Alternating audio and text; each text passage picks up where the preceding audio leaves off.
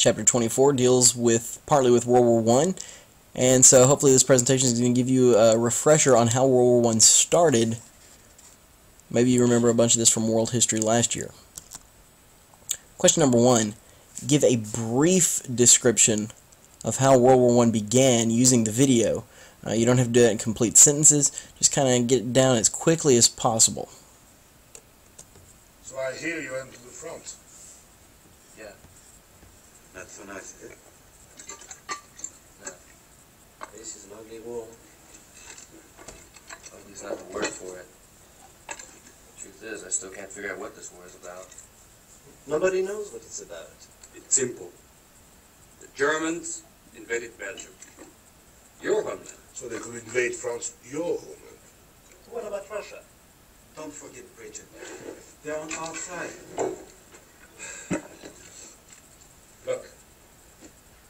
France is on the left. Russia is on the right. The sausage is Germany. Okay? Now, this is Austria. The potato is Belgium, and the beer is Britain. Here, we have Serbia. Now, when the Archduke of Austria is assassinated in Serbia, Austria threatens to invade Serbia. What about Germany?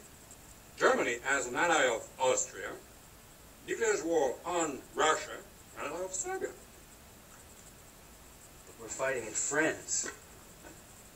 Yes, indeed we are. France declares war to Germany and Austria because of their alliance with Russia. What about Belgium? Belgium.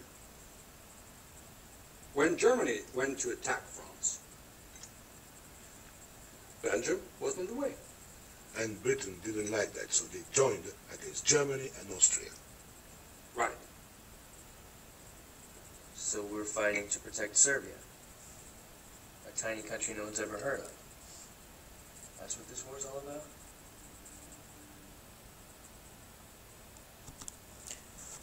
Question number 2. Was World War I unavoidable? Why or why not? And that's in your opinion. Question number 3. Who, again, the one country in your opinion, is responsible for causing World War I and why? Okay, so the video gave you kind of a good example, good idea of how World War I got started. I'm going to give you a few more details here. There were long-term consequences, long-term causes of World War I, I should say. Things going on in the decades prior to World War I. One of the things going on in Europe was a huge growth of nationalism. Nationalism is pride in your nation. Today we would use the term ethnic group. So pride in your ethnic group. This is a good thing for nation states. Nation states are countries where the vast majority of the people are one ethnic group. Places like Germany. Germany did not exist in the early 1800s. It's not until the second half of the 1800s that the country of Germany formed, and it was because suddenly you had all these German people who said, we're proud to be German, why can't we have our own country and be united? But it wasn't just going on in Germany, it's going on in other countries. I mean, France had nationalism, Italy had nationalism, England and the Netherlands, also in Spain. So you had all these different ethnic groups that said, we are proud of our one country and our heritage. So nationalism is a good thing if you're in that situation, but it's a bad thing if you're in a situation like Austria-Hungary. Austria-Hungary was an empire, and so they had conquered many different ethnic groups in many different locations. Those people still had nationalism, and they wanted independence. Places like Bosnia and Croatia, also the actual people of Hungary, but then also Czechs and Slovaks, and so and Polish people. So nationalism can be a bad thing also. Another cause of World War I is imperialism. Decades and centuries before, the countries in Europe had gone and they'd conquered places around the world, places that, as far as they were concerned, no civilized people had claimed. Well, by the time you get to World War I, there's not a whole lot of unoccupied territory left. And so if you want to conquer more territory, you have to take it from your neighbors. There was also within this a desire to be the world power and to dominate the continent of Europe. You also had an arms race going on through the late 1800s, early 1900s, as military technology was improving, and countries were investing in that new military technology. But also, if you saw your neighbor building up their military, you wanted to be able to defend yourself, and so you made your military bigger, which caused them to want to defend themselves, and they made theirs bigger, and so on and so on. And ultimately, what good is having a huge army with lots of brand new weapons if you're not going to use them? Short-term causes of World War I really boil down to what happened on June 28th, 1914. That was the assassination of Archduke Franz Ferdinand. The Archduke is the heir to the Austrian throne. He and his wife are traveling through Austria, kind of going to all these places that want their independence, kind of asserting Austrian authority. You are here, you are part of us, it's not going to change. He's in Sarajevo, where he is assassinated by a group called the Black Hand. The Black Hand was a terrorist organization, and they were made up of Serbian nationalists. So you have these Serbians living in Austria-Hungary. They've been conquered by Austria-Hungary. They want their independence, and so they carry out an assassination. Austria learned through investigation that the Black Hand, this terrorist group, was actually being funded by the country of Serbia. So one country actually funding terrorism against its neighbor. It would be like if the pro-Russians in eastern Ukraine were being funded and guided by Vladimir Putin in Russia, hypothetically. The second thing that causes World War I is the alliance system. The alliance system, there really were two main alliances in Europe at this time. You had the first was the Triple Alliance, Germany, Austria-Hungary, and Italy. And then you also had the Triple Entente, the countries here in blue, Britain, Russia, and France. And they were kind of allied against each other in these defensive alliances. What if someone declares war on me, is someone going to come help? So the steps that led to World War I, we'll go through kind of quickly. The video did a pretty decent job of telling you. The Archduke's been assassinated, and so Austria-Hungary demanded certain things of Serbia, which basically were unacceptable. One of them was Austria-Hungary wanted the right to send troops in and occupy Serbia while they looked for who was responsible. Serbia, of course, said no, which led Austria to declare war on them. July 28th, 1914, the official start date of World War I. Now, when Austria-Hungary declared war on Serbia, that caused Russia to mobilize its military and threaten Austria-Hungary. Russia felt that it was the protector of the Slavic peoples of Eastern Europe, so when Austria-Hungary threatens the people of Eastern Europe, Russia steps in to act as the protector. Germany, the ally of Austria-Hungary, then demands Russia remain neutral and actually started to mobilize against Russia, which is going to cause Russia to mobilize against Germany.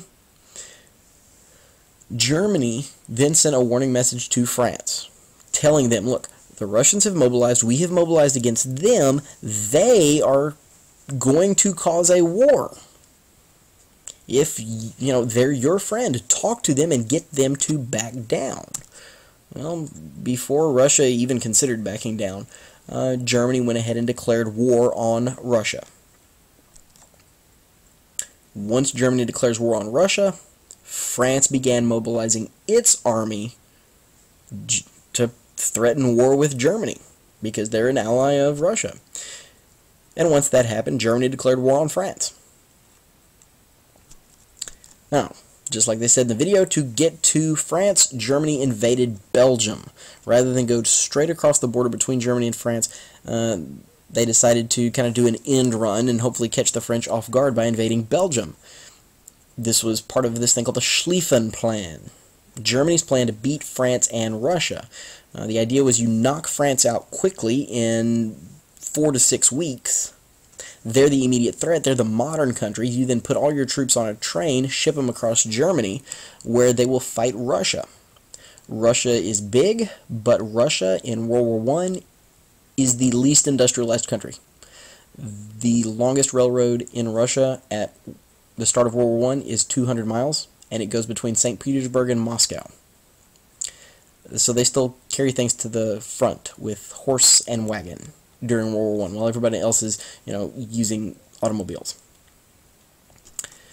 But whatever, when Germany invaded Belgium, Britain had a treaty with Belgium that said they would protect Belgian independence. And so Britain demanded Germany withdraw, and when Germany didn't, Britain declared war on Germany. And so from July 28th to August 4th, everything shapes up. The major powers all declare war.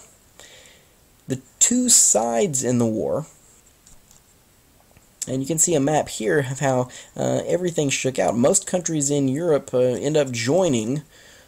Okay? The bad guys, from our point of view, would be the Central Powers, Germany, Austria-Hungary, and the Ottoman Empire, and Bulgaria, who see this as an opportunity to expand their empires.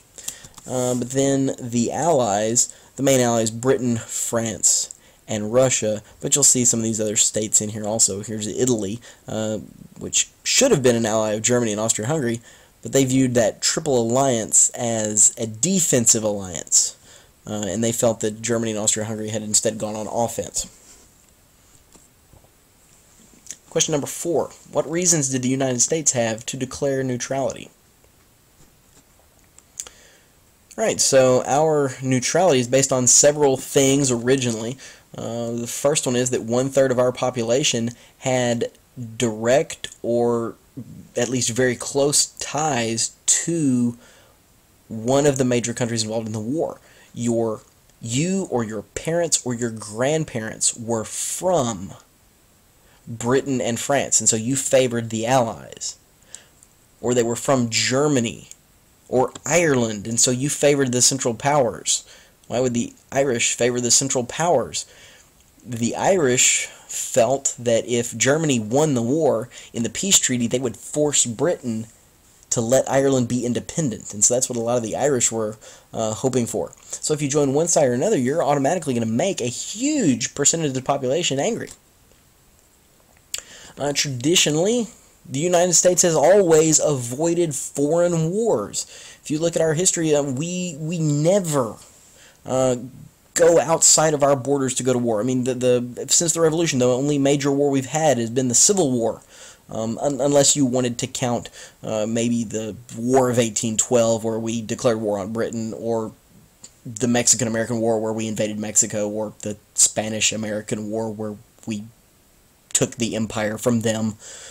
Other than those things, we do not use our military, and we do not exercise our power anywhere else in the world, unless you want to also count the invasions of Cuba and Nicaragua and Haiti and the Monroe Doctrine and the Roosevelt Corollary.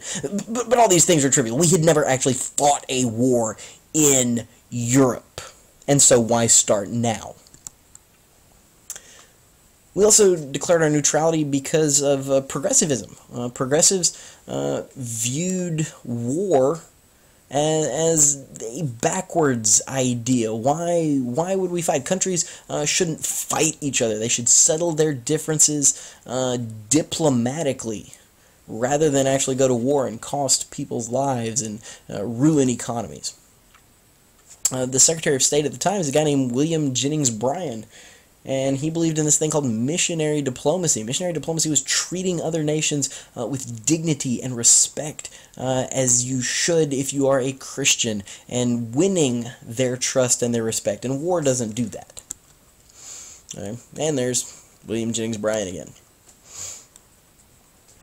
There's also a materialistic motive. Neutral countries can trade with both sides legally. Everybody's happy. We're trading with both sides. We're making more money than we could if we just traded with one side. Now, not everybody is on board with this whole neutrality thing. There are some early supporters of the war. And probably the earliest is Theodore Roosevelt, who World War I started, and he said, okay, we're going to get in on that, right? He was ready to go in 1914. He saw the United States as just this being another opportunity for us to exercise our power.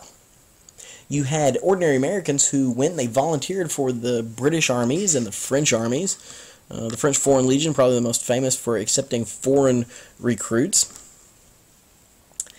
A lot of people, though, most of the people are going to advocate something called preparedness. Preparedness was just basically just in case. In 1915, outside of Plattsburgh, New York, the military would open a training camp. It was all voluntary if you wanted to come and get some military training just in case we ended up in World War I. In November of 1915, officially, President Wilson joined kind of the preparedness movement, saying, okay, this is actually a good plan. Now, once you have all these people that are supportive of the war, of course you're going to have vocal opponents of getting in the war. These guys, of course, include progressives. A lot of them were women. Jane Addams was a big opponent of the war. She argued that there needed to be this thing called the motherly viewpoint, when people needed to listen to the women and just, we needed to take care of each other. And when we listened to that, then war would no longer be necessary. There's another progressive woman named Jeannette Rankin. Jeannette Rankin is actually the first woman in Congress. She was elected from Montana in 1916. 1916, we kind of saw that we were fixing to be sucked into World War I, and the majority of the people in the United States were still opposed to that. And Jeannette Rankin ran for Congress on one campaign promise. If I'm elected to Congress, I will vote against any declaration of war. And she won. She won with that. Okay? She won with the one campaign promise. I'll vote against the war. Other progressives, Secretary of State William Jennings Bryan, he actually resigned. He resigned in protest in June of 19. That should say 15. Okay? But he resigned in protest and says in June of 1915, saying President Wilson is doing things that are going to lead us toward war. Socialists were also opposed to the war. Okay? We do have a strong socialist movement in the United States in the early 1900s. They viewed the war as benefiting the rich and the capitalist classes. And instead it was fought by the laborers. Okay? The rich benefit, the workers fight and die. And so all these people said World War I is wrong. Now, how that actually started, we'll talk about later.